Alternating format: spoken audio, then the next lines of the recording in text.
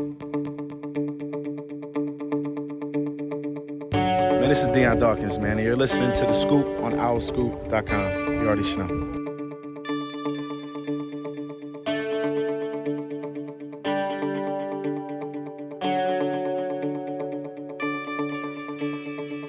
Hello, everybody. Welcome back to The Scoop, owlscoop.com's podcast, Season 8, Episode 48. I am owlscoop.com editor John DiCarlo, and I'm joined once again by Declan Landis. The dynamic duo once again. Exactly. What's going on, buddy? How are you? I'm good. How are you? It's good to be back in Philly for the second week in a row. Back in the WHIP studio, which I affectionately call my home. So, it's nice. It got a lot of work done today, so I can't complain. Needed to get out of Northern Maryland for a little bit. It was good to get out of the house. I gotta get a routine going, and this is helped. And part of that routine involved driving how many miles up 95? I took the train. Oh, you took the train. That's right. Yeah, train guy. Yes. Yeah. I can't take up the cars, with 7 people in the house. It just feels selfish. So, you guys ever think of starting a sitcom? A lot of people have said that. I have a screensaver. It's a family picture we took my senior year of high school. Mm-hmm. And for those of you that know Northern Maryland, our loyal listeners from Cecil County, the Chesapeake Bridge is just beautiful if you hit it in the evening and you stand in like this one corner right by the water. And it's absolutely beautiful. And we have a family picture. We did a photo shoot. And I have it as the screensaver on my laptop. And all of my friends have said, you look like you guys could be a sitcom. So, I mean, it writes itself, really. But I can't do that. Is everybody wearing the same shirt? Similar. It's sweater themes. So, okay. The boys are wearing a sweater, like a blue sweater. My sister, I forget what color sweater she wears. And then, my mom wears the same color. So, was this taken? Oh, so it was taken outside by the bridge. Yeah, this was like around Christmas time. Oh, that's nice. It's a nice shot. Yeah, it's beautiful. It really is. My last question for you before we get to what everybody really wants to hear about. Not that your family aren't lovely people, I'm sure, but to get to Temple Sports eventually. The Chesapeake Bridge, there's the Chesapeake Bridge, and then there's the Chesapeake Bay Bridge that's closer to like Annapolis and everything. So you're not talking about that part of the bridge. No, I'm talking about the Chesapeake City Bridge, which is much smaller and way less traffic. Yeah. The Chesapeake Bay Bridge with Max Dinenberg and Caden Steele coming to and from the Temple Navy game. So I introduced them to that. Yeah. They were more concerned about the Phillies game that day. So I don't think they truly took in the majesty of it all. Makes sense. Speaking of Owl Scoop staff, Johnny sends his regards. Saw him this morning on his way to the stadium. So I didn't speak to him last night at the stadium, but I was at the Phil's Braves game with my brother-in-law, and he was quite surprised that I knew both bat boys on the field. Adam Cronally and Johnny. It was like, there's Johnny, there's Adam.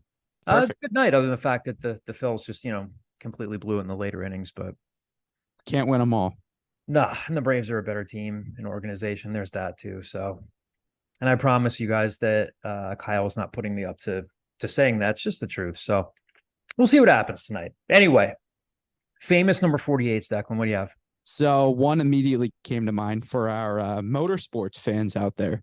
I grew up on NASCAR, so Jimmy Johnson is the first name that came to mind for that. I know Kyle mentioned Richard Petty, I guess 5 weeks ago now, so it counts. And then I was thinking about Torrey Hunter, which I have a signed baseball from his son, which is how I know him. Oh, that's nice. Yes, and then Jacob deGrom also wore 48. Still does, but at least at one point he did. I know with the Mets he did. And then I had another one, but I completely forgot it. So just completely slipped my mind. I had 3 that I kept saying in my head over and over again, and I just forgot the other one.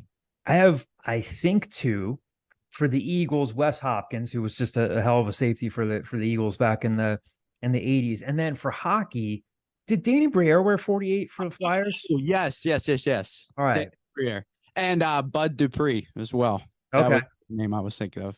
Danny Briere, I probably could not name 10 current Flyers, but now Danny Briere is being tasked with the rebuild of this fine hockey club. Yes, Danny Briere. Him and Mike Richards were the two guys that I loved when I first started getting into sports. This organization, club, whatever you would call them. I'm kind of tapped out on other 48s, and I'm sure there'll be others that people remind us of, which is always fun. At least at least it lets you know that people are listening. You know what else is funny too, along those lines, before we get to all the good stuff that we have for our listeners. You never like certain weeks where you record and you think, oh, people might like this. And we had the interview with Adam Fisher last week, and then that was part of a 3-part series. Owl Scoop subscribers got part 2 and part 3, and we got some good feedback on that interview. But I had a handful of people reach out to me. One guy emailed me telling me that a couple people, 2 people texted me. One person emailed me all about the swallowing pills bit. And one guy texted me and said, yeah, love the podcast. Yeah. Anyway, about the swallowing pills thing, here's what you do. And it's just funny that you never know what people are going to connect to. Yeah. Oh, that's really funny. Yeah.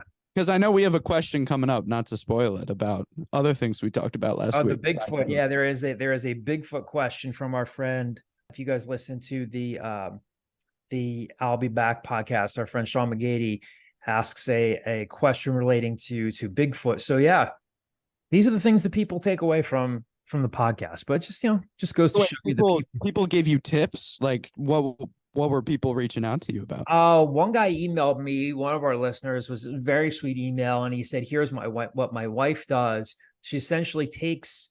He said, "For her, we take the." I would read the guy's name. I'm sure he probably wouldn't care. Although maybe I should just play it safe here. Maybe he doesn't want me to read his name over the podcast airwaves here. But it was a very, very sweet and thorough email. He said, "What we do for my wife is we take a pill, put it into wax paper, crush it with like a mug or something that's a hard surface. Then you take the wax paper, the folded wax paper, which now like acts as a funnel, and then you take the powder, you put that into applesauce or something like that. So it's a more refined, focused way of crushing the pill." I really like that. Yeah. So that's like when you have the capsules and people take the capsules and pull them apart and put them in the yogurt. Yeah. I guess it's the super big pills that I can't swallow. I've seen some of my friends take like these horse pills, and some of them can swallow them like even without drinking water. I'm like, oh, how do you do that? So it's a gift. It really is. Yeah. I've taken a lot of pills in my day because I have a lot of things wrong with me, and it comes with time. Well, you told us about all your childhood injuries last week, so I didn't even get into the whole thing. I mean, there's a whole thing. Oh yeah. Oh, wow. It's for the end of the pod. Yeah, we'll spread that out. Spread it out. Don't spoil it all right now. So we got a whole summer. Yeah, we do. Yeah, Pat Egan texted me about the whole thing. He's like, what I do is like I put my head down, tuck in my chin, and then swallow it that way. And that's what resonated last week. It's like, yeah, I like the Adam Fisher interview. Okay, here's what you got to do about the pills. So it's fun. The human interest side, Yeah. People love that. You're right. People like talking off topic stuff. So I learned that from my great teacher, John Kincaid. Yes. John, who appears to be doing well as he continues to eradicate cancer for a 3rd time now. So we mentioned him on a previous podcast. I did tell you he listened to the scoop.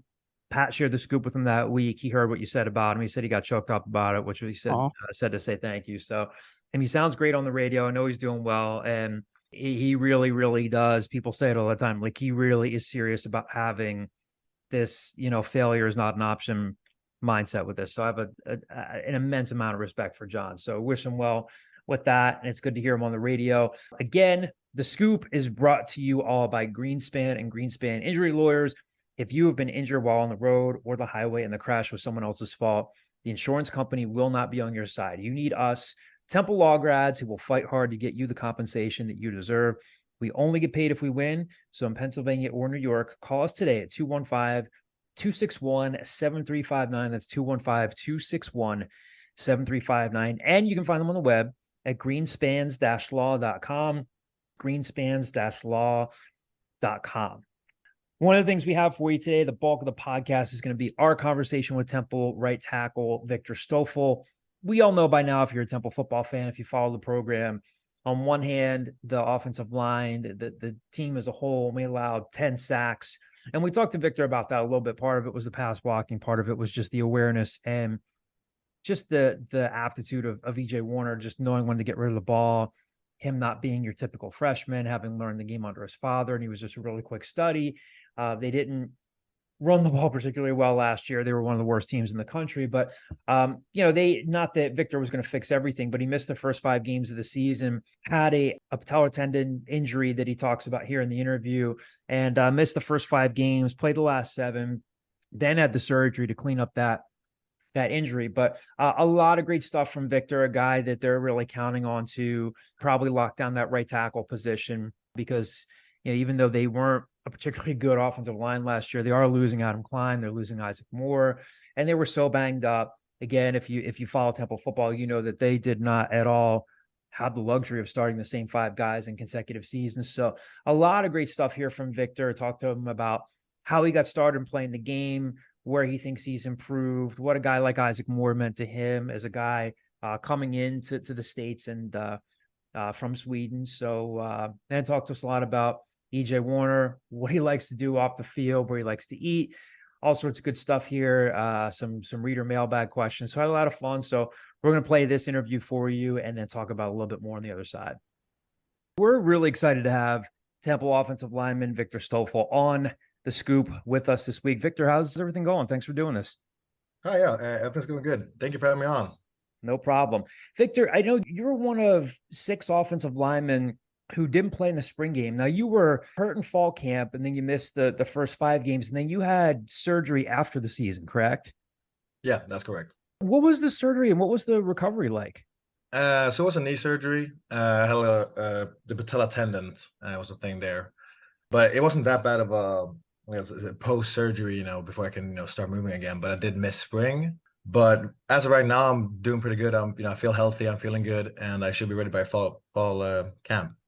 With preseason camp coming up a little bit more than a month away, is this as good as you felt in a while? How do you feel now as compared to, other times during the year? Yeah, definitely. I feel very good. Because I think I had a little knee thing that was kind of, been going on for a while. So actually getting to, fix that, I feel really good, and I'm really excited for, this upcoming season. With you and Wisdom Corsi and Rich Rodriguez, Bryce Doman and James Faminu not playing spring game, the offensive line, they were still able to move the ball and make some things happen on offense. And then some of these younger guys like Diego Barajas, Melvin Siani at the tackles, with so many key guys out, what did you think they were able to do? Because that seemed to be a bright spot for you guys in the game. Yeah, for sure. I mean, obviously, you can't really control everything. So having all these starters out, it creates an opportunity, right? You get to see what the young guys, what they can do. They're getting a lot more reps now than like previously. So I was really excited to see what these guys would do. And I thought a lot of them definitely got a lot better, and so I saw a lot of improvement. And I was really proud of kind of from day one to the spring game, how far we gotten. And I think that's it shows how much these guys really put into to football. Like, they really study the plays, they know their stuff, and it shows on the field. So with you being limited in the spring, what were you able to get done? I mean, I know that, coming off the surgery, playing in the game was going to be not a priority and they wanted to play it safe. What were you able to get done in the spring? Where do you feel like you could make any progress there as you were recovering? Yeah, for sure. I can always, study the playbooks, always, learn the plays more. And as, we lost, or Isaac and Klein, they graduated, they're done. So I've kind of become more of a leader on the O-line unit right now. So, I'm just trying to teach the new guys and the young guys kind of, the playbook, and just help them be the best that they can be, So that's kind of, I think, my contribution this spring is just been trying to teach these guys, kind of what I've known, what I've learned from my time at Temple. And Victor, flashing back, coming into Temple in 2019, you were 6'8", 282. Now you're up to 300 pounds, right? Can you tell us a little bit about, as a tackle, trying to put on weight, but still having that athleticism and being flexible, since you're kind of out on an island there as an outside guy. Right. Talk us through that process. Yeah, definitely. When I first got recruited, I was 240. Like, I was not a big guy. I used to play D end. I know I've always been a skinny guy. I've always struggled with putting on weight.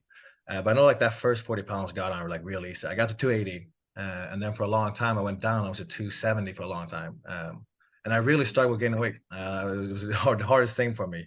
But so I kept pushing, and eventually I felt like my body is kind of broke, and I started gaining weight again. Like, it took a little bit. But I know also with this coaching staff and with Coach Reese that, he's really, on about the weight and making sure that you're on weight, and he'll get you up there. And so I notice a lot of the new guys, they're going through this weight gaining thing that, I've been through myself as well.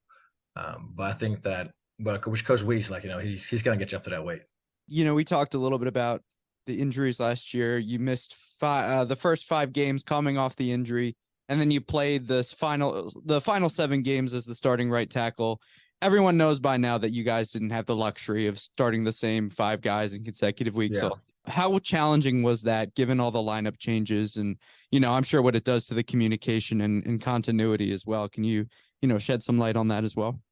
Right. I mean, yeah, it's definitely challenging. I mean, playing next to a different guy each week, you have like different synergies with different guys, I guess. So it definitely becomes a little bit of a challenge. But at the end of the day, like, that's also something we prepared for.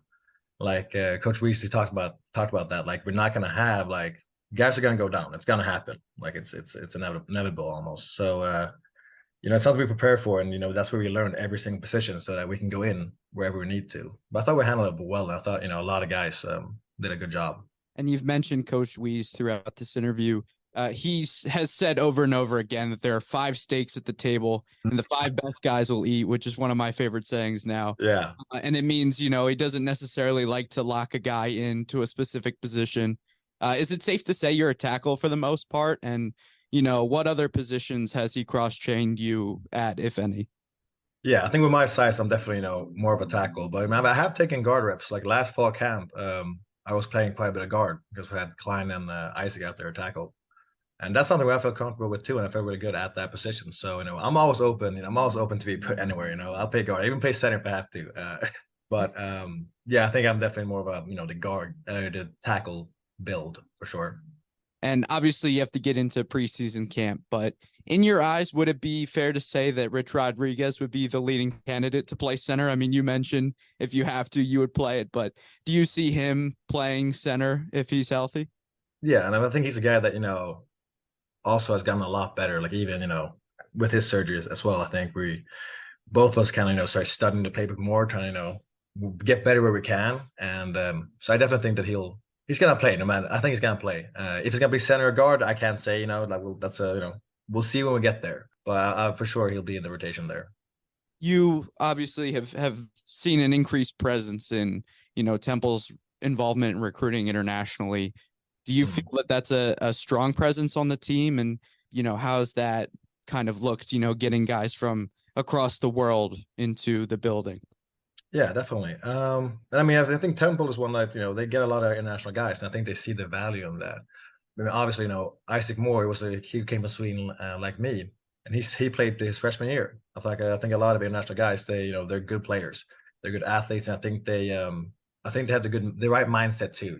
They want to be coached, they want to learn, they understand coming in that they're kind of like an underdog here. They have to like outwork people and work as hard as they can. I think that's something that Temple recognizes, and that's why they keep bringing in these international guys. I love it. I'm a big fan. Obviously. For our listeners who haven't heard you talk about it before, tell them how you got involved with playing football, like what some of your earliest football memories are in Sweden, and about your recruitment and how you ended up at Temple. I mean, so in Sweden, football is a very small sport. Like, it's like a lot of people don't know about it. If football is like half people think it's rugby. Like, it's not very that big. But I think it was back in 2011 in December. I went to this winter convention. It had like a sports convention, so you had a bunch of different sports you could try out, and one of them was football. So I tried that out. I got to throw a ball. I wasn't that good at it, and I got to tackle a dummy, and I really like tackling the dummies. So I decided to start playing football, and so 2012 was the first year I started playing football. The first year I think we went 1-9, and I was probably the worst player on our football team. But I kept at it. I kept going at it because I liked it, and eventually it led me here. And I think that was one of the hard parts when I started playing. Was I knew I wanted to play college one or Division I football, but I didn't know how to get there. I didn't really know, like, how do I get the coach to notice me? How do I get how do I get their attention all the way from over here? And that's where PPI comes in for me.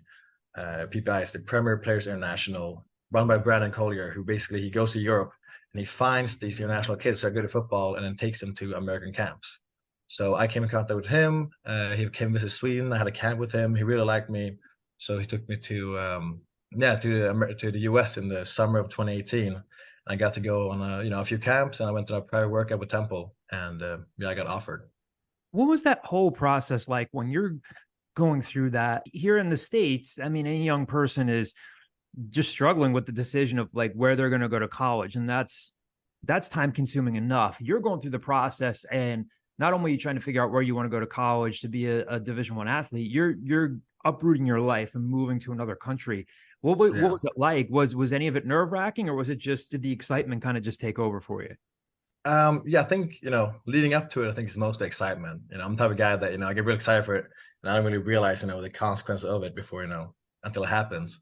But I was really excited. Of course, I got the offer. But leaving, Sweden, my country, my family, my friends, everything behind, it was definitely hard. I think that first year at Temple for me was a very difficult year mentally.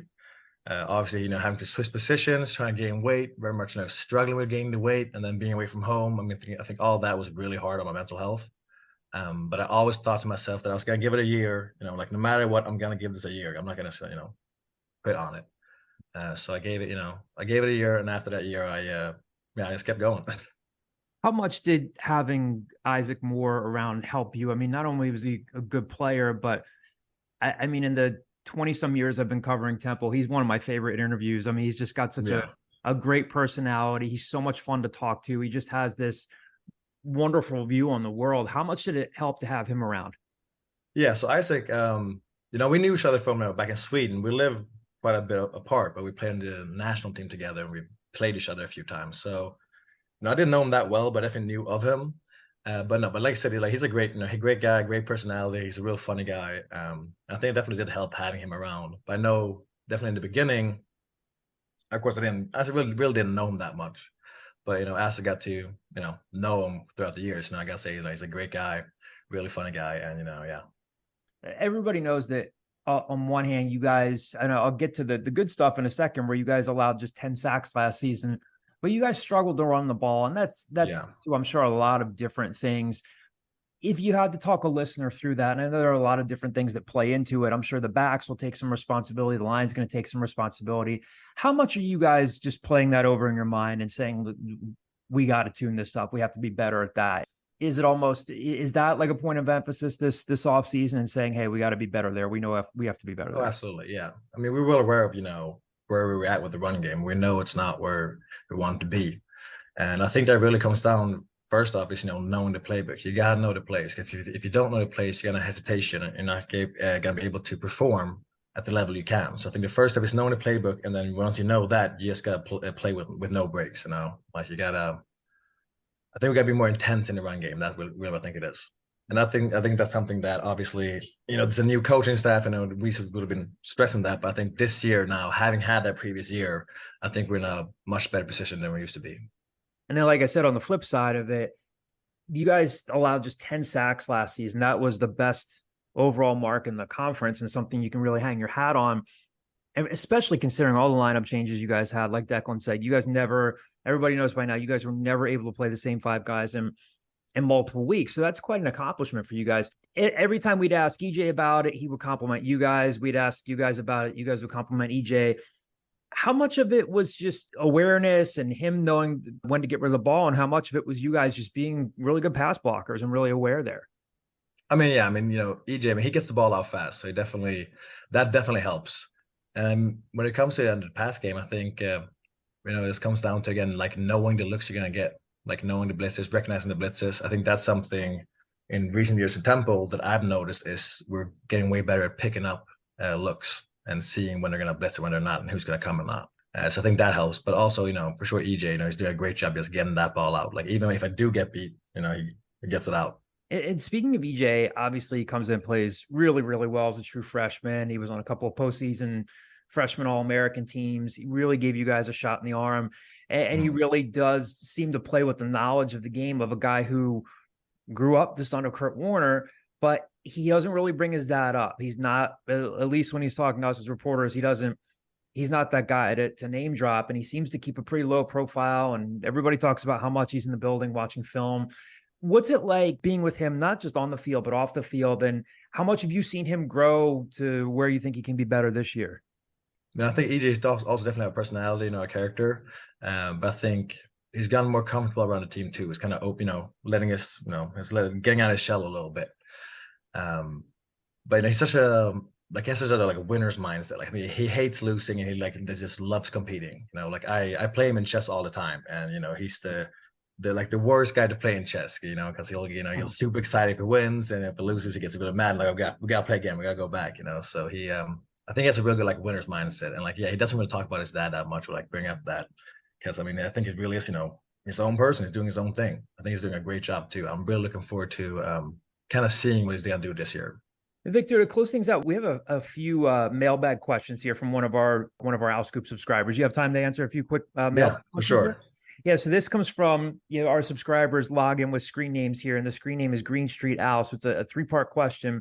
His first one is, Victor, what are the players and coaching staff talked about in terms of goals for the upcoming season? We have like SMART goals, like different kinds of goals. We have short-term goals and long-term goals. I mean, obviously the long-term goal or the goal for the season is to, win the conference. And then from that, we're just going to build, smaller and smaller goals so we can take day by day and work on. Just a follow-up along those lines. You talk about winning the conference. And sure, Cincinnati's leaving, UCF is leaving, Houston is leaving, but there are really good teams coming in from Conference USA. And you guys get to play a couple of the tough ones, even the homecoming game. Obviously, you guys will look one game at a time, but even the homecoming game is not going to be an easy one with UTSA coming in. For a sport where the coaches say it's one game at a time, keep the main thing. But you guys as human beings, do you look ahead to some of the other teams that are coming into the conference and kind of look them up a little bit and Google some stuff and say, okay, these guys are going to be part of our league now? Yeah, I mean, I'll definitely look up a little bit, just check it out. But honestly, I don't pay that much attention to it. Like for me, it really is that like one game at a time mindset. Like, we're playing a team. It doesn't matter what team it is. At the end of the day, we just got to do our job right. If we do our job correctly, it doesn't matter what team we play. The second question here from Green Street Owl is, who do you think are the most improved players or even newcomers who impressed you from this spring across the offensive and defensive lines? I think, Diego being a transfer coming in, I thought he did a great job. I was really impressed by what he did. And that's also just down to the overall improvement that the whole O-line has done. I think the whole O-line has gotten better. I know we talked about Melvin too being a new guy. He picks up things very fast, I think. And I think a lot of guys do that.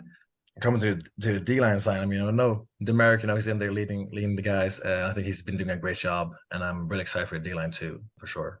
The third and final mailbag question here is, he's saying, I'm a bit of a foodie. So where do you go, if anywhere, in the city or around the area for food that reminds you of being home? Oh, that's a hard one. There's not really one spot. The food's very different. There's no one spot I can go to go to feel like home. If anything, I guess it would be IKEA. I will say though, I do like the halal trucks, like get some chicken over rice or something like that. Gets pretty close to similar things in Sweden. So you really will actually go over to IKEA to get the meatballs over there? So I've never actually been because I don't have a car, but I always wanted to go, and I'm really trying to go. Like I'm trying to get someone to take me to IKEA so I can try the meatballs. I don't know if they're good or not. Like I want to try them to see how good are they really? Are they representing? I mean, Victor, I can't tell you I've ever been to Sweden. I'd feel fortunate to go in my lifetime if I could go. I don't want to hype up the meatballs. Ed, Declan, have you ever been there? Have you had them at IKEA? Victor, I was thinking the same thing. I've always wanted to go to IKEA for that same reason. Like it's someday it'll happen. But it was funny when you said that. I immediately understood that feeling. For sure. There's got to be a good Swedish restaurant we could find for you in Philly, or just. I've been looking. I couldn't find it. Yeah, I guess maybe not. Just a couple other things to close things out. I mean, just staying with the. What you do off the field, even if you can't find a restaurant that reminds you of home, do you like to, what do you like to eat off the field? I know in some ways you guys can't just eat whatever you want, or maybe I guess you can if you're putting on weight. What do you like to do off the field? What do you like to eat and where do you like to go? I mean, I definitely like food. But right now I have a pizza place right by where I live, like Diamond Pizza. I go there a lot. I kind of try out their whole menu. But no, I like the South Philly Barbacoa in South Philadelphia. It has to be like a really amazing taco spot. That's something where I always go. Like when my family comes, we usually always go there, and get some food there. I also like trying different cheesesteaks. I will say I think my favorite is probably Del Sandro's, I'd say. Yeah. But again, that's like a far away from me, so I don't go there that often because it's I don't have a vehicle, so I always gotta find someone to drive me over there. You gotta get one of the guys on the team with a car to try. Exactly. Yeah. South Philly Barbacoa. That's a good That's a good pick. That's a really, really good place down by the Italian market. I like asking the guys. I know that you'll probably say, hey, we don't have much time other than football and classes, but what's something that people wouldn't know about you? Is there anything that you like to do outside of football that people wouldn't know about you? Also, I like maybe a little nerdy, but I do like playing a lot of games, like video games, stuff like that. But one thing I do play with my friends back home is Dungeons and Dragons. I play a little bit of Dungeons and Dragons. Yeah, and this is your position coach, Chris Wiesahan, asked me ask him which Viking he's going to be this year. Is that related to Dungeons and Dragons, or is that something completely different? I think that's he likes to compare me to either Hiccup or Ragnar. So either Hiccup from How to Train Dragon or Ragnar in Vikings. So he's telling me, like, who are you gonna be? Are you gonna be Hiccup or are you gonna be Ragnar? You know, and if he's not happy with me, he's gonna be calling me Hiccup. But I think that's what he's getting at. Okay, I lied. I have one more question for you here. Yeah, sure. There's the 5 stakes at the table quote, which we've heard a million times. Does he have any other quotes that he gets you guys on? He has so many. He has so many. I don't know how many I can say like here. I don't know how many I'm allowed to say. But no, yeah, he. I mean, he's a quote machine. Like he'll throw off jokes like left and right. Like it's insane how quickly he just comes up with them. You're just minding your own business and boom, you're getting something. My favorite term he has is, I don't know. He says as a copy. I don't know if can I say slap genitals. He likes saying that. That's just like if you like, you know, not like putting effort, you're a slap. You know? Yeah. That works. Yeah, it's just funny hearing it over the years. Like I've heard Matt Hennessy talk about his quotes. You hear Dion Dawkins talk about his quotes, and he's just kind of like stretched across these generations of players. So, Victor, it's been a pleasure to talk to you.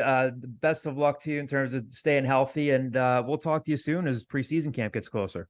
All right, thank you. I appreciate it. All right, thanks, Victor. We'll talk to you soon. I'll talk to you. See ya. Declan, what'd you think? Well, the reporter in me had 2 major takeaways, I think, from what he was talking about. The first one being him directly mentioning Diego Barajas, Melvin Siani, and how big they've been. In spring, we had talked a lot about, you know, obviously there had to be a lot of changes to the offensive line, like we mentioned, and like he said as well, they struggled with run blocking. But they also didn't have that solid rotation of guys. To have somebody like Barajas and Siani come in when you're losing people like Klein and like Isaac Moore, I think that is a huge thing to hear, especially just for that unit as a whole. And then the other thing that really stuck out to me was just him mentioning the synergy of the offense as well, and that the unit as a whole is getting better and not necessarily having any like standouts, because that's something that Coach Wiesahan talked about a lot in the spring. And then the idea of the 5 stakes and, you know, whoever's hungriest is going to eat. And, you know, I think that's been a big thing that this unit has missed in the past couple of years. And, you know, with so many guys that have struggled with injuries, to have that versatility, to have somebody like Victor say that he can play center if he has to, I think that's going to be key for this unit. So if they can stay healthy, it sounds like they've improved, and that's just going to help the entire offense. So it'll be interesting to see if that actually comes to fruition or not. And then as the fan, you know, the person in me, to hear him say that, you know, he wants to go to IKEA for the Swedish meatballs. I said in the interview, so do I. So, you know, it was good to hear that too, that, you know, I'm not completely weird for wanting to go to IKEA just for that, you know? Yeah. And again, if you were listening there, that comes from one of our longtime subscribers, Green Street Al, and asking, you know, and being a foodie, where would you go for food that reminds you of home? And he says going down to IKEA, and I can't remember if I've had the meatballs there. Usually if I go, it's to try to get a specific thing. I make the mistake of thinking we're going to be in and out of there in 20 minutes. And then this sounds like such a guy thing to say, but then my wife looks around. She's like, oh, this looks cool. This looks nice. And then you can, as you get closer to the kitchen there near the end, it's like a maze. And then you smell the food. I don't think I've had the meatballs before. So, but yeah, there's got to be someone on that team. To Victor Stoffel's teammates, to maybe Chris Wiesahan, if you are listening to this podcast, there's got to be somebody that can get Victor Stoffel to IKEA. The one on Delaware Avenue is not far away. If you feel like getting out of the city, there's the one in Conshohocken, a little bit closer to where I am. Yeah, but he's mainly likes his cheesesteaks. The South Philly barbacoa pool on his part was good. Have you ever been down there? John, Oh, you know so me. good. Come on now. That's so good. Yeah, I forgot. It's a big adventure for you if you go to I went to this place called it's Golden Arches, it's fries, it's I knew burgers, that's where you were going with that. Big special Mac, sauce, special lettuce, sauce. cheese. It's not the King of Burgers, it's something close, really out of the way, struggling mom and pop shop. Is it McDonald's, Declan? There's Yes, this little local place across the street. It's got this girl with red hair. She's got these burgers. They're What square. about Carol's? Wendy's, that's it. Wendy's. Yeah. That's it. We don't want to get into promise me you'll do better with the WHIP food bracket next year. So We've already explored in the last weeks of the year. We explored a lot of places. My new favorite place in all of Philly is Max's. So there you go. I'm not saying, look, you're not going to find this complete hole in the wall place no one's ever heard of, but yeah, at least you got off campus. Yeah. Max's. I actually have never been to Max's. I've heard it's great. Oh, do yourself a favor. Go after this. Just thank me later. Paying cash though. They don't take card, which cash only. Yeah, we didn't know going into that, but it was worth it. Incredible. So what's your favorite? Are they automatically your favorite cheesesteak place? Yeah, definitely. Compared to what else? What else have you had? D'Alessandro's we went to. We did a cheesesteak tour where we tried to in the last couple. No, not in one day. Okay. I mean, I pushed for that, but I'm trying to think. D'Alessandro's was the other big one that we went to. And then, some of the local places, but Max's, that's my favorite. Done Pat's and Geno's? No, I haven't been to Pat's and Geno's yet. I think they're good. I think Heard it wasn't worth the time. No, I wouldn't say that. I think that people have gone so far over to the other side where they're like, oh, they're the tourist traps. Yes, they are the tourist traps, but they're still good steaks. I've not been to Phillips yet, which is by way west on either Passyunk or Snyder. As you're going way down Broad Street, you make a right around Snyder and head out to 76 that way. That's where I think Ed Sheeran was just serving steaks down at Ed, what a guy. What's the place that Jalen Hurts has something? Which that is in and Matt Breen talked to us about it. It is outside the city, right? Or is it in Cheltenham? I don't remember. I should know this. And Matt wrote about it, and Matt Breen is a fantastic writer. I'm in full disclosure here. I am Googling this right now. Because I've mentioned it on the show. My previous favorite place was Jim's. May it rest in peace. I mean, well, it's coming back. It is coming back, which is what I was about to say. I'm going to be there opening day, I think. I love Jim's. You have to invest yourself in the fact that you will smell like the place. Yes. When you're done. And you'll be in line for about an hour, but it's so worth it too. It's Food Chaser's Kitchen is where Jalen Hurts went. And that is where? It is. Again, no free shout outs, but hold on. It is, where is it? I wanted to say, is it Cheltenham? Is it Jenkintown? Hold on. We should do an Owl Scoop meet and greet at the grand reopening of Jim's. It is Elkins Park. Anyway, big thank you to Victor Stoffel and telling us about what he does on the field, off the field. Again, he's going to be, of course, a very important part of that Temple offensive line this season. I would imagine, unless things change dramatically, as you heard him say there. I mean, it's 6'8", 300 pounds. He's a tackle. He did say, hey, if they need me to play center, I'll play center. But Temple's likely starting right tackle, where he started the last 7 games this past season. So a couple of football recruiting updates to bring to all of you. We hinted at the fact that there would be a couple of verbal commitments coming up as things start to heat up now with football recruiting. So Temple's up to 4 verbals now. Tyler Stewart and Denzel Chavis have committed since we recorded last week. Stewart's a 5'9", 170-pound wide receiver from Georgia's Jones County High School. Really fast guy. And Chavis is a cornerback from Union City High School up in North Jersey. There have been a few other official visitors since then. Lauren Ward, a defensive lineman from Cocoa High School in Florida. And then a couple of PPI recruits. PPI, of course, is the group that Victor Stoffel mentioned, started by Brandon Collier, former Eagles player. Was a good player at UMass, played a short amount of time for the Eagles. And he's really, really been instrumental in getting a lot of guys from overseas, from Europe, into the game of football and bring them here to get exposure and play some college football. So Samuel Ehret, who's now at Clearwater Academy International in Florida. Max Dinenberg from our staff talked to him. We're going to play a clip of their conversation when we get into the mailbag. He's a defensive end, outside linebacker, rush end type of guy. And then there's Daniel Evert, a tight end from Germany, also a PPI guy. So another guy Temple had in for a recent visit, and he tweeted about this running back named Therese Worthy. Yeah, he'd reported on Twitter that he ran a 4.38 40-yard dash back in May at Temple's first camp that weekend of May 29th. Kind of a cool story. He was Maryland's MVP in the Big 33 game last year. He ended up going to Lackawanna College. So he played this past season, his first season, first JUCO season. So he still has a season coming up. Ended up rushing for 849 yards and 10 touchdowns. Has another season to go, and some bigger schools will be in the mix there for his recruitment. But Temple's building a relationship with him. Another thing that came out today, the TBT updates. The Broad Street Birds didn't end up qualifying for the TBT, as did the Big Five team. So that Big Five team is going to be coached by Khalif Wyatt. And then the Broad Street Birds, of course, a couple weeks ago, we had Shiz Alston on.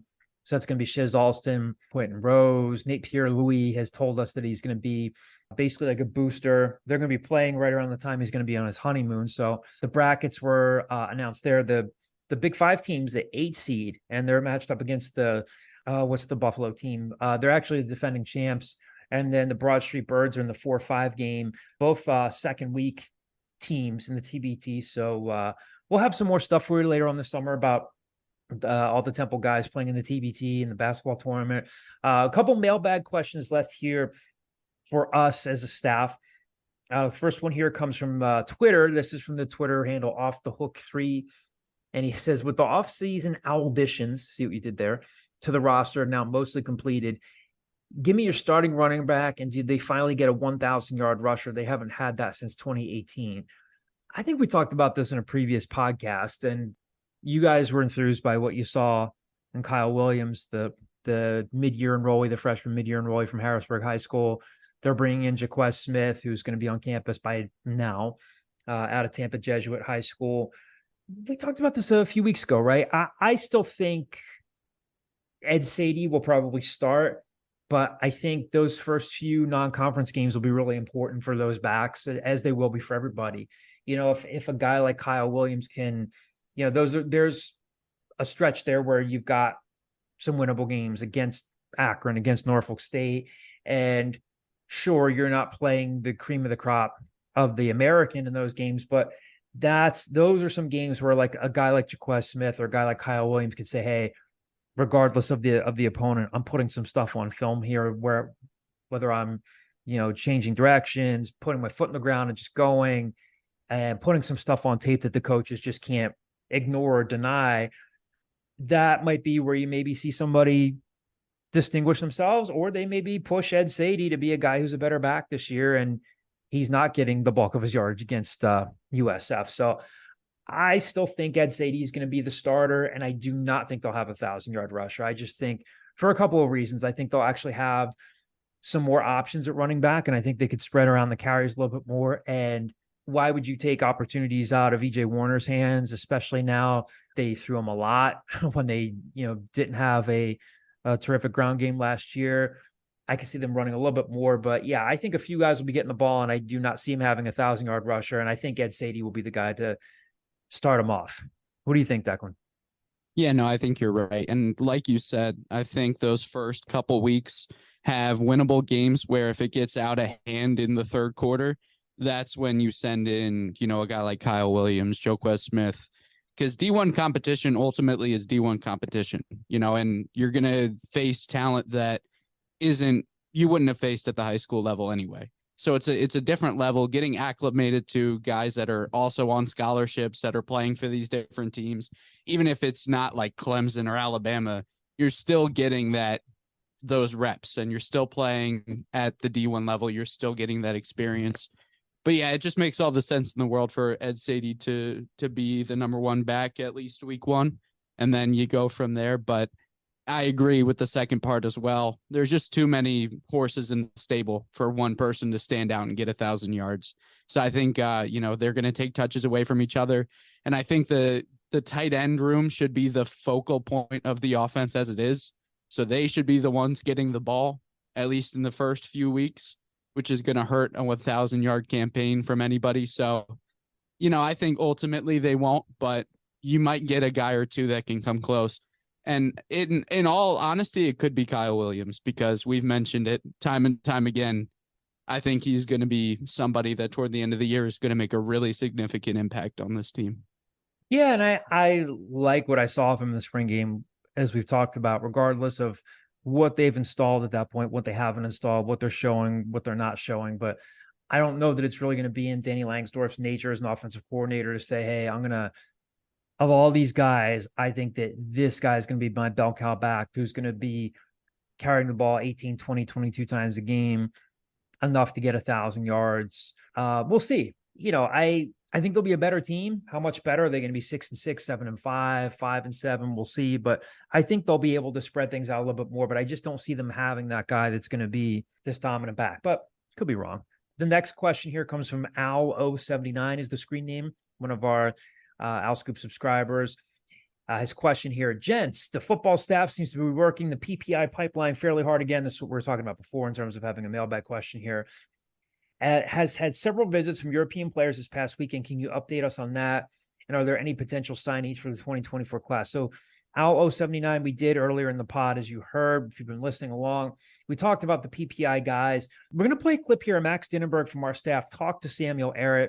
This is Samuel Ehret talking about what made Temple stand out, what's different about Temple as opposed to the other schools who are recruiting him. So again, as of 5:01 p.m. on Wednesday, June 21st, Samuel Ehret has not committed yet. I don't know if that'll change by the time this pod comes out. I doubt it, but sounds like Temple's in fairly good shape here. We'll see what happens. But here's a part of their conversation. Again, this is Max Dinenberg talking to Samuel Ehret, who's at Clearwater Academy International, but it came to the States via that PPI pipeline. I think what's really good about Temple is them being very real and not like fake, even in the recruiting process. And I think they're a great culture they're building there now, and have a lot of European guys, which stuck out to me. They have like 8 guys from Europe or like international guys, so that's awesome to see. Both their starting tackles are from Europe, so I really like their coaching staff. I think that's what separates them, is just them and the people they have in the building, and them being able to trust each other and the players being able to trust the coaches. That's something to keep an eye on there. In terms of his recruitment. And then the other part here, can you update us on that? And are there any potential signees for the 2024 class? Again, I think things will continue to pick up in the next few weeks. Any potential signees? Well, again, now we're talking more about verbal commitments. The guys will start signing in December. I'd say Chase Green from Largo High School down in Florida, safety down there. That's maybe one of the next names I'd keep an eye on between him. Between Samuel Ehret, a couple names to keep an eye on there. Again, this is when you'll start to see things pick up in terms of verbal commitments. Last question to close things out here. I don't think we'll do another quick check of the message boards here in a second, but the question we were talking about earlier in the pod from our friend Sean McGady, who does the I'll Be Back podcast. So Sean's question here is, last week on the show, Declan said Bigfoot would never be found on Broad Street. If Bigfoot was, in fact, found on Broad Street, do you think it would help or hurt recruiting? Declan, what do you think? Well, if I said meateater.com or whatever website it was. Yes, which I got a text from Ray Dunn about that. Shout out, Ray. Thank you.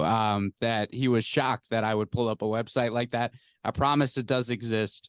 Don't know much about it.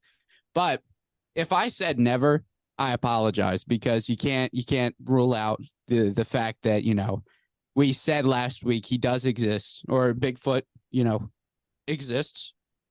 Don't know to what extent, don't know where they might be, don't know where in the world. If they were on Broad Street, you have to figure.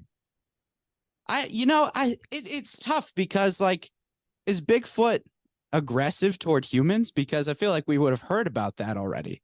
What is Bigfoot's intention of being on Broad Street in this hypothetical scenario? That's what you think about, right?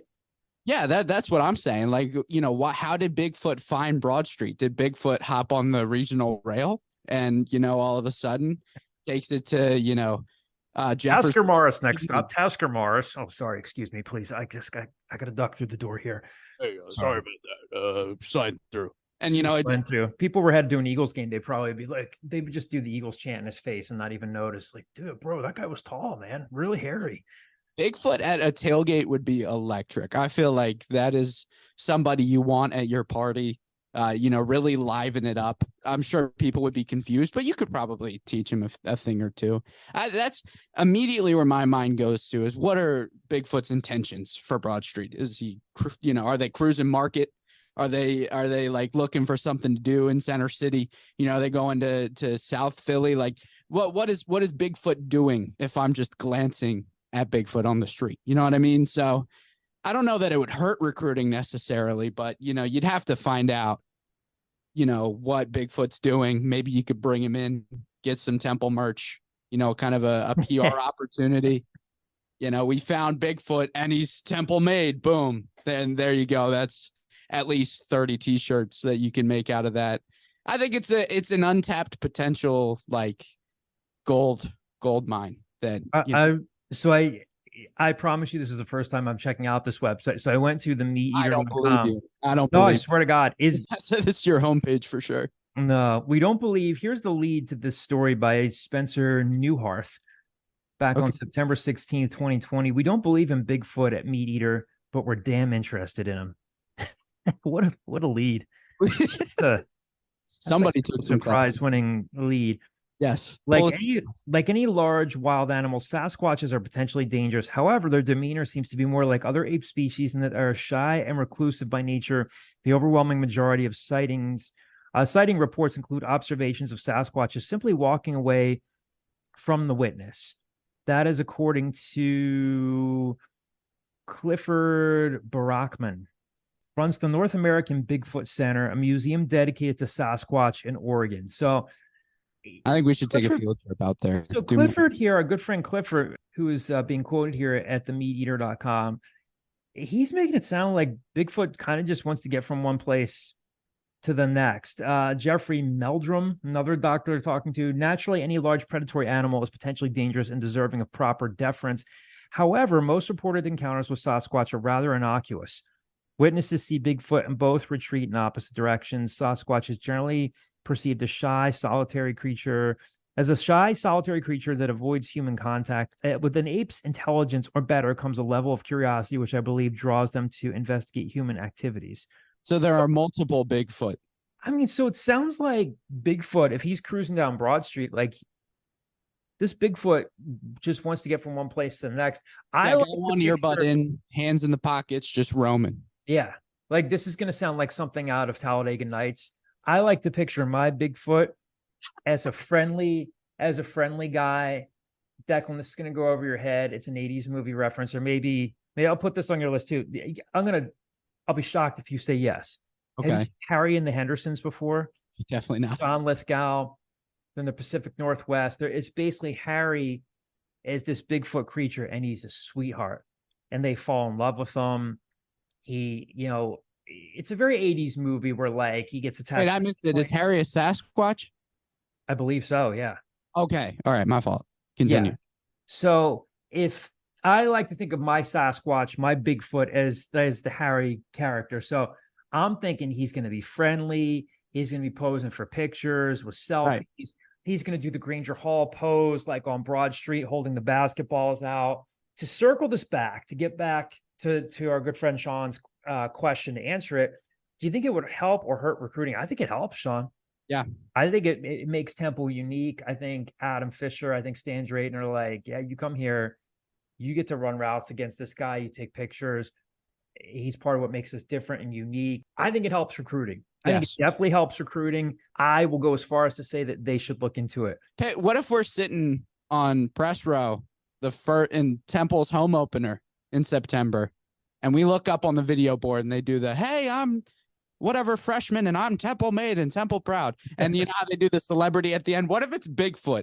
And Bigfoot goes, hi, I'm Bigfoot and I'm Temple made and Temple proud. And then just starts like flexing at the camera. Like you can't tell me that the That's link electric. That would lower bowl will be full. The entire stadium is full if you get Bigfoot to come out at the 50-yard line before the game to get everybody hyped up. Like you're selling out. Like that's big time money right there. Yeah, Sean, I think it helps. It does. It helps. I think you need to get Bigfoot on the next I'll Be Back podcast. That would probably drive some numbers up there. Yes. Wherever you get your podcasts, I'll be back with special guest Bigfoot. So yeah, I think it helps recruiting. I think it does. I don't know how the compliance people feel about that. I don't know if recruits are allowed to talk to Bigfoot, if that counts. I think Bigfoot can't visit the recruit's home until their senior year, right? That's how that works. All the visits you can visit them earlier. Maybe Bigfoot can help out with NIL. I don't know. A lot of possibilities there. You think Bigfoot's paying out of pocket though? I think people are just giving it to him. You're giving him like free stuff all the time. He doesn't have to worry about a job. I like to think not going to a 9 to 5. No, I like to think of my Bigfoot as a guy who is very judicious with his money. He doesn't have it in any banks. So on one hand, he's not collecting any interest, but he just has it stashed under a tree somewhere. I was thinking under the mattress, but yeah, a top part of a tree. Bigfoot 9'4" probably. So. He's reaching a lot more than 4 people are. Yeah, at least minimum. I think it's definitely a possibility, and it drives. It goes beyond athletics, right?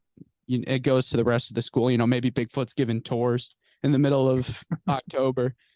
Prospective students are coming in. Oh, you won't see Bigfoot at Penn's campus now, will you? Sorry, yeah, Sean. I think it helps. It's a good question. A lot of Bigfoot content on the Scoop over the last few weeks. Again, you never know where this crazy podcast is going to take us. Absolutely. Something new every week. So big thank you to Victor Stoffel for joining us, and for all of you who submitted mailbag questions. We always have a lot of fun with it. Really appreciate it. Hope you guys are having a great week, and we will talk to you soon.